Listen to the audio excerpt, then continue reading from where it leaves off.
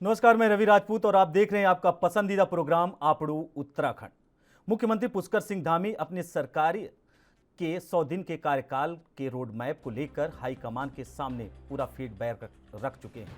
3 दिन के दिल्ली दौरे के दौरान सीएम धामी ने पीएम नरेंद्र मोदी, रक्षा मंत्री राजनाथ सिंह, केंद्रीय पर्यटन मंत्री जी किशन रेड्डी और राष्ट्रीय अध्यक्ष जेपी नड्डा से मिलकर सरकार के अब तक के कार्यकाल और भविष्य की रणनीति पर चर्चा की, जिसके बाद 100 दिन के कार्यकाल के आधार पर ही विकास कार्यों की समीक्षा होगी। इस दौर में चारधाम यात्रा और अग्निपथ योजना का भी फीडबैक सबसे ज़्यादा अहम माना जा रहा है।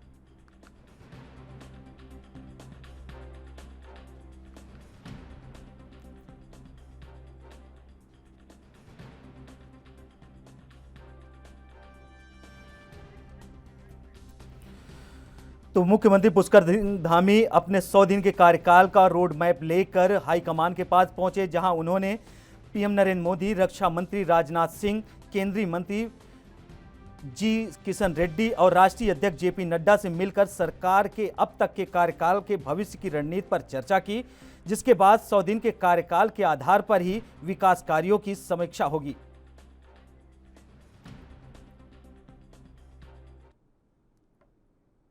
वहीं सीएम पुष्कर सिंह धामी ने बृहस्पतिवार को नई दिल्ली में प्रधानमंत्री नरेंद्र मोदी से जीएसटी प्रतिपूर्ति जारी रखने का अनुरोध किया। केंद्र सरकार ने 5 साल के लिए जीएसटी मुआवजे का प्रावधान किया था। 30 जून को यह सुविधा खत्म हो रही है। बता दें कि राज्यों को राजस्व सुरक्षा देने के लिए 5 वर्षों तक के लिए जीएसटी की क्षतिपूर्ति की व्यवस्था की गई थी, लेकिन कई कारणों से जीएसटी लागू होने के उपरांत राज्य के राजस्व में अपेक्षित वृद्धि दर्ज नहीं की जा सकी।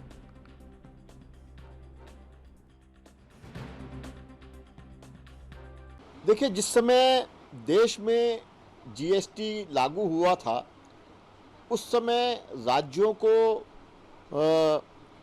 ये आशंका थी कि उनकी क्षति होगी और जितना उनको कर से राजस्व मिल रहा है, जीएसटी लगने के बाद शायद उतना राजस्व वो कलेक्ट नहीं कर पाएंगे।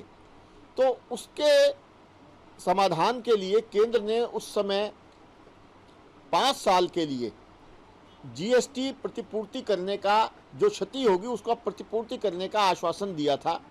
वो 5 साल इस माह पूरे हो रहे हैं, लेकिन इस बीच 2 वर्ष कोरोना के कारण से बहुत विषम परिस्थितियों वाले गए और जो राज्य उसकी अल्टरनेट व्यवस्था थोड़ी बहुत कर सकते थे, वो भी नहीं हो पाई।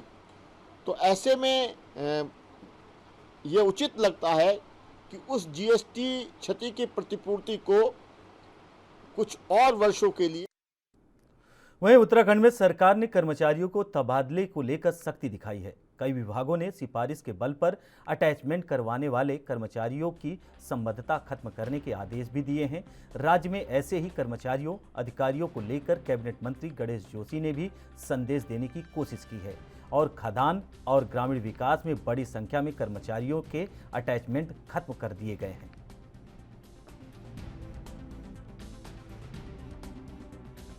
गाँव को तो मैं नहीं कह सकता, लेकिन अपने विभाग के मैं गारंटी के साथ कह सकता हूँ कि मेरे विभाग के अंदर अगर कोई 1-2-4 केस होंगे जेन्युइन हमारे पास आए होंगे, जैसे किसी की किडनी वो रखी है, ट्रांसप्लांट हो रखी है, ऐसे ही किसी के प्रेगनेंसी है। अदरवाइज हमने बहुत जगह से जब आप ऐसे काम करते हैं तो आप पे दबाव भी बढ़ते हैं, वो दूसरी सिफारिशें भी आती हैं, लेकिन हमने साफ शब्दों में कह दिया है कि जिसकी जहाँ तैनाती है वो वहाँ पर रहेगा। और अपने यहाँ तो मैंने उसमें करने की कोशिश की है।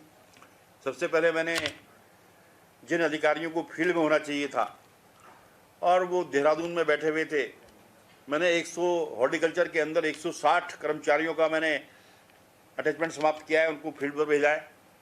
एग्रीकल्चर में मैंने 46 लोगों का समाप्त किया है। ग्राम विकास में मैंने 15 लोगों का समाप्त किया है। क्योंकि जिस भावना के साथ ये राज्य बना था, मैं तो आंदोलन में रहा हूँ, जेल गया हूँ, पुलिस की मार खाई, उस पीड़ा को मैंने झेला है। वो इसलिए बना था कि आज जो हमारी लखनऊ से योजनाएं बनती थी, हमारे सीमांत क्षेत्रों में, दूरस्थ क्षेत्रों में उसका लाभ नहीं मिलता था। और उसके बाद भी यह स्थिति रहे कि कर्मचारी फील्ड में रहकर यहाँ रहे, ये हमने सुनिश्चित किया है। और मैं लगातार हर चीज़ की मॉनिटरिंग खुद कर रहा हूँ।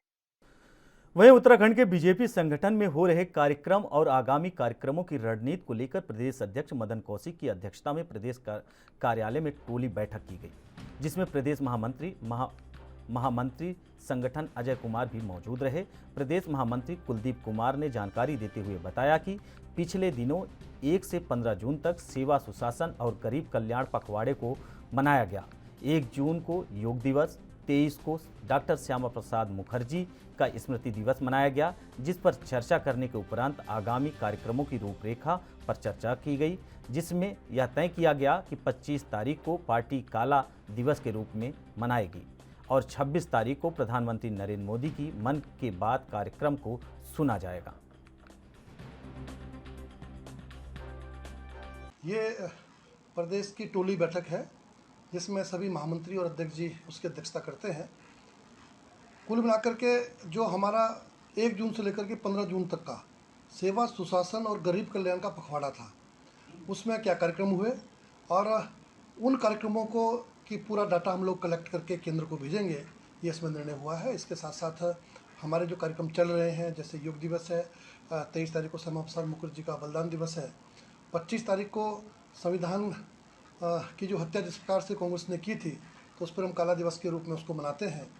और उसके पश्चात 26 तारीख को मन की बात और 26 तारीख से लेकर के 6 जुलाई तक अपने वृक्षारोपण का सघन कार्यक्रम पूरे प्रदेश के अंदर होगा, ऐसा टोली के अंदर निर्णय हुआ है। इसके साथ साथ हमारी जिलों की कार्य समितियाँ ये लगभग 14 में से 13 जिलों की पूरी हो गई हैं। एक जिला नैनीताल हमारा शेष रहा है जो 24 तारीख को होगी।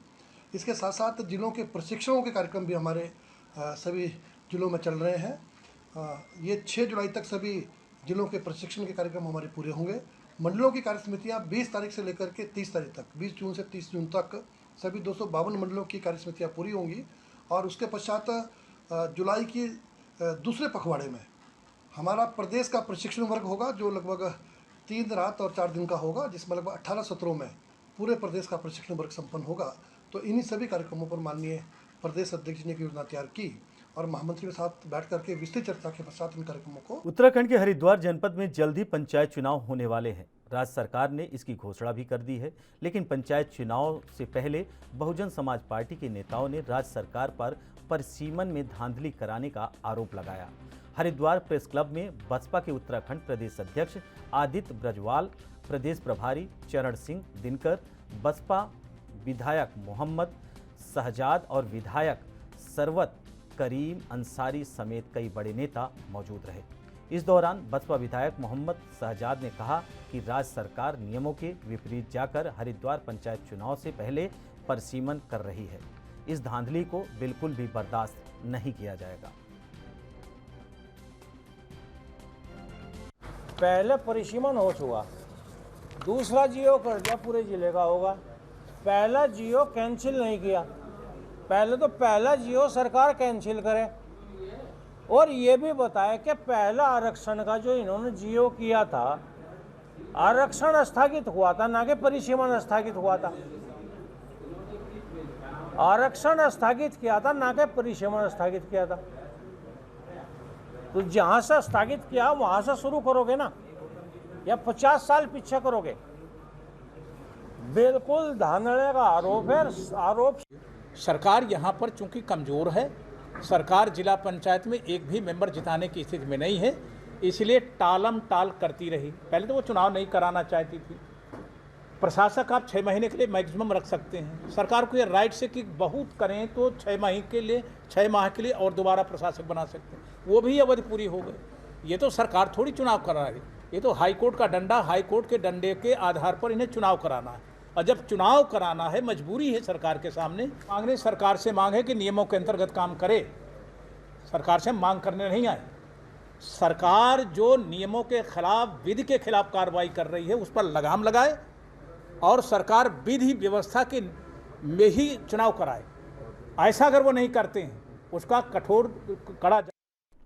वहीं केंद्र सरकार की अग्निपथ योजना को लेकर युवाओं का चारों तरफ विरोध चल रहा है। वहीं इस योजना को लेकर राजनीतिक पार्टियों के बाद अब किसान और मजदूर संगठन भी युवाओं के समर्थन में उतर आए हैं। अल्मोड़ा में अखिल भारतीय संगठन से संबंध में उत्तराखंड किसान सभा द्वारा चौघान पाटा स्थित गांधी पार्क में धरना प्रदर्शन किया। इस दौरान उन्होंने कहा कि केंद्र सरकार में बिना किसी की राय के अग्निपथ योजना का ऐलान कर दिया। सरकार की यह योजना सेना भर्ती की तैयारी कर रहे युवाओं के हितों पर कुठाराघात है। योजना के विरोध में आज देश का युवा सड़कों पर उतर आया है।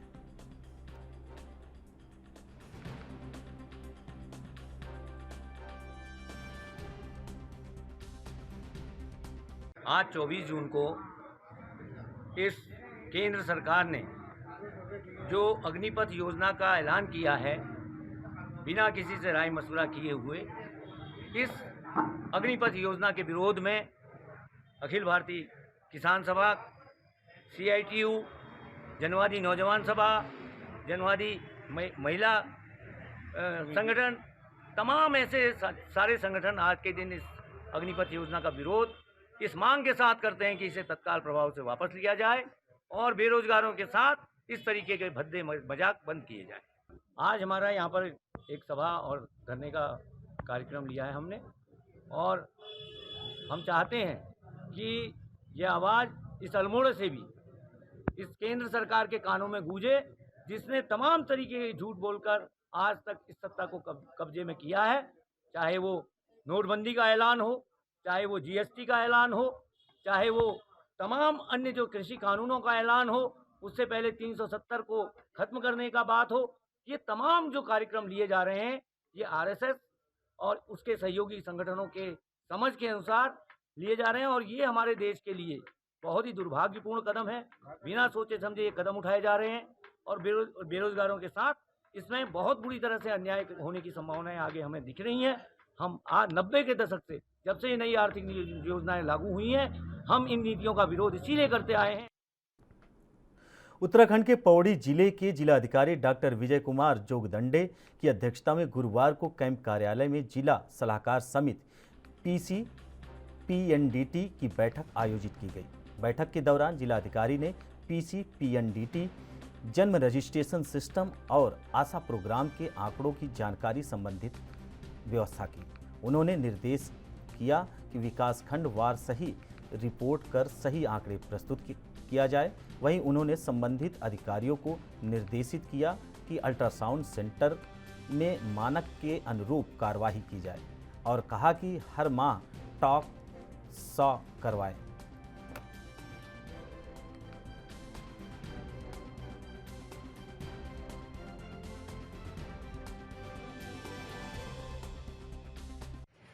PCPNDT अधिनियम के अंतर्गत जो गर्भ लिंग निदान की जो तकनीकें होती हैं, सेंटर्स होते हैं जनपद में, उन सभी का पंजीकरण करवाया जाता है और इस तरीके से उसके रिकॉर्ड को मेंटेन किया जाता है कि जिससे कि कोई भी व्यक्ति जो है बच्चे का जो सेक्स डिटर्मिनेशन होती है वो ना करे, और गर्भ लिंग का जो अनुपात होता है उसके बारे में भी हम लोग जो है समीक्षा करते हैं। अभी वर्तमान में जो जो सेक्स रेशियो है वो हमारे जनपद में जो नज़र आ रही है उसमें वृद्धि हुआ है और आज की तिथि में वो 952 तक पहुंच गया है। मैं उम्मीद करता हूं कि समस्त जनपद के जो डायग्नोस्टिक सेंटर्स हैं, अल्ट्रासाउंड सेंटर्स हैं, ये सभी मानकों के अनुरूप कार्रवाई कर रहे हैं और समय समय पर इनका जांच भी हम कर रहे हैं। इसके लिए मैंने अभी सभी तहसीलों के जो SDMs होंगे इनको भी अधिकृत कर दिया है। वो भी वहाँ के जो MOIC उनके साथ मिलकर सभी सेंटर्स का जांच कर सकते हैं। वहाँ पर अगर कोई अवैध रूप से डिटर्मिनेशन ऑफ सेक्स कर रहा है उसके खिलाफ हम कार्रवाई कर सकते हैं। उसमें जो भी अर्थदंड होगा या जो भी वाद दाखिल करना होगा उसके लिए हम लोग कार्रवाई भी करने जा रहे हैं। इसके साथ साथ में जन जागरूकता फैलाने के लिए विभिन्न ग्राम पंचायतों में, तहसीलों में, ब्लॉक में और कॉलेजेस में ऐसे IC गतिविधि करने के लिए बता दिया गया है, जिसके माध्यम से वर्कशॉप्स, पेंटिंग कॉम्पिटिशन्स या लेक्चर्स को बढ़ावा दिया जाएगा ताकि आम जन में इस दिशा में भी जागरूकता फैले कि बेटा और बेटी एक समान है। और अल्मोड़ा जनपद में बढ़ रहे अपराध पर नकेल कसने को लेकर पुलिस महकमा अलर्ट हो गया है। पुलिस द्वारा नशाखोरी एवं चोरी की घटनाओं पर नियंत्रण पाने के लिए वरिष्ठ पुलिस अधीक्षक ने पुलिस अधिकारियों व कर्मचारियों को दिशा निर्देश दिए ताकि अपराध पर अंकुश लग सके। एसएसपी प्रदीप कुमार राय ने बताया कि जनपद में पुलिस द्वारा नशे के खिलाफ व्यापक अभियान चलाया जा रहा है, जिसमें काफ़ी सफलता मिली है। वहीं कई चोरियों का भी खुलासा किया गया है और पहले जो भी चोरियां हुई उन पर फोकस किया गया।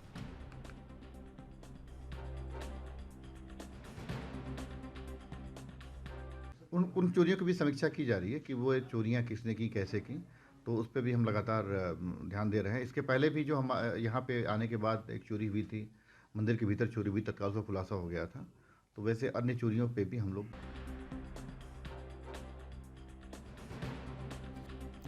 तो आपको बता दें कि अल्मोड़ा जनपद में बढ़ रहे अपराध को नकेल कसने के लिए पुलिस ने पूरी तरीके से अलर्ट हो गई है। पुलिस द्वारा नशाखोरी और चोरी की घटनाओं को नियंत्रित करने के लिए एक टीम गठित की गई है ताकि अपराध पर अंकुश लग सके। वहीं एसएसपी प्रदीप कुमार राय ने बताया कि जनपद में पुलिस द्वारा नशे के खिलाफ व्यापक अभियान चलाया जा रहा है।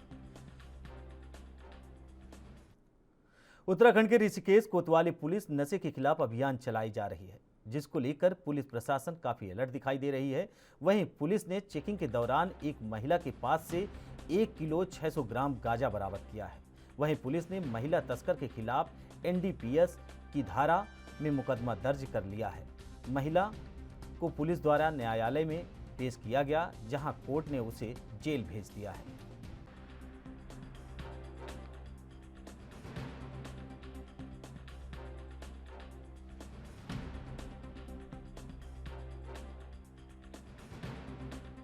आपको बता दें, ऋषिकेश कोतवाली पुलिस ने नशे के खिलाफ अभियान चलाया है, जिसको लेकर पुलिस प्रशासन पूरी तरह से अलर्ट है। वहीं चेकिंग के दौरान एक महिला के पास से 1 किलो 600 ग्राम गांजा बरामद किया गया है। वहीं पुलिस ने महिला तस्कर के खिलाफ एनडीपीएस की धारा में मुकदमा दर्ज कर लिया है, जिसके बाद महिला को न्यायालय में पेश किया गया, जहां न्यायालय ने उसे जेल भेजने की इजाज़त दे दी है। तो हम आपको बता दें, ऋषिकेश कोतवाली ने नशे के खिलाफ बड़ा अभियान चलाया, जिसे लेकर पुलिस को लगातार वहां के जो अपराधी हैं, तस्कर हैं, नशे के जो आदी लोग हैं, उनका भी डर लगातार बढ़ता जा रहा है। फिलहाल इस बुलेटिन में हमारे साथ इतना ही। बाकी खबरों से जुड़े रहने के लिए देखते रहिए एएनबी न्यूज। नमस्कार।